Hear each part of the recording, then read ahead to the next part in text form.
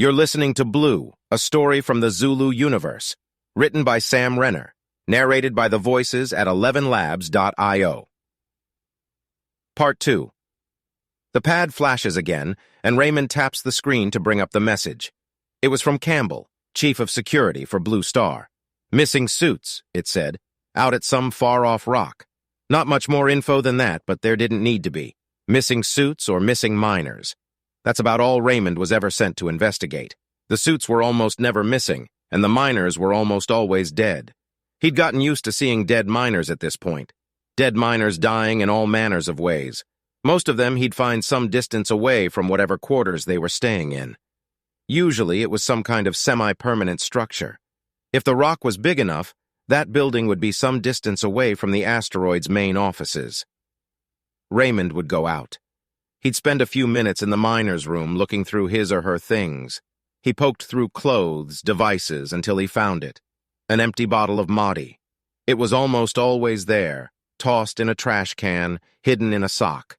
If the mining operation and asteroid were small enough, it might be left on the edge of the sink or behind the toilet in a community bathroom. But always, he'd find Mahdi. He understood the drug's draw. It's lonely this far out. The sun is nothing but a pinpoint in the sky when you're mining the far edges of the universe. It could disappear completely if they sent you farther out. That kind of dark becomes oppressive, and it takes chemicals to compensate.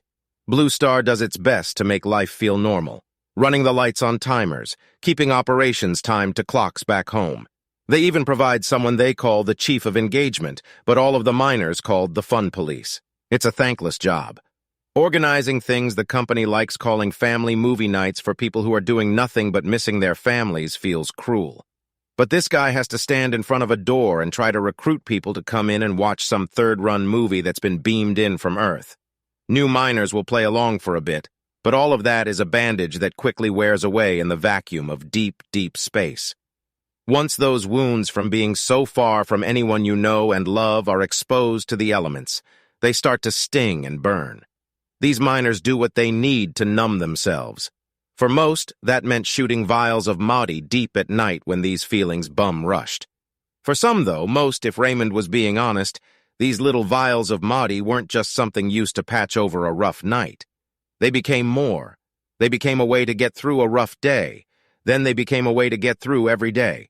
Then, for some, they became the means to an end, because for some, they couldn't see a way through a 2-year mining contract. It was 730 days that looked like 73,000, and that just wasn't doable. So they'd go find some isolated place inside of the Atmo bubble that surrounded the crew quarters, some place they could be alone. They'd down a handful of Mahdi bottles. The juice inside would roll around in their guts, mixing up a toxic cocktail that would get in their bloodstream and cause all of their insides to run hyperspeed before they burned out and shut down for good. Their body would go cold and their lips blue, and that's how Raymond would find them. The decomposing shell of a person tucked away in a hidden corner where they could die alone. It had become almost routine at this point. It was the part of the mining world that no one seemed to know anything about. Everyone assumed it was a physically demanding job, and it was. Sure, the exo-suits the miners wore while they worked made the job easier. 10 feet tall and wide as a bay door, these bits of deep space armor were massive. It took a good bit of coordination to actually get one of them to operate smoothly. For new miners, it wasn't until the end of a first contract that they might get it down well enough to feel like they knew what they were doing. In the meantime, they pull muscles, wrench joints, and generally break their bodies down. But that's what they'd signed up for, right? They'd known going in that it wasn't easy. So, what was the big deal? Raymond was back in his room packing his clothes into one of 2 duffels he carried with him. He picked a vial of Mahdi off the thin mattress of the bed. Yes, Yucatan, his preferred flavor, and spun it in the palm of his hand. This, he thought, this was the big deal. These kids would come out to these mines chasing stories of available riches, and they'd find body-breaking work and crippling loneliness. They'd also find a coping mechanism like Mahdi, and they'd finish that first contract with half the money they thought they'd earn and an addiction to Mahdi that it'd take a lifetime to kick. Raymond spun the top off his vial of Yucatan and put the underside of it to his nose. The tang of coconut and pineapple tickled the back of his throat, and everything inside of him shouted, full-throated screamed to go ahead and take it down.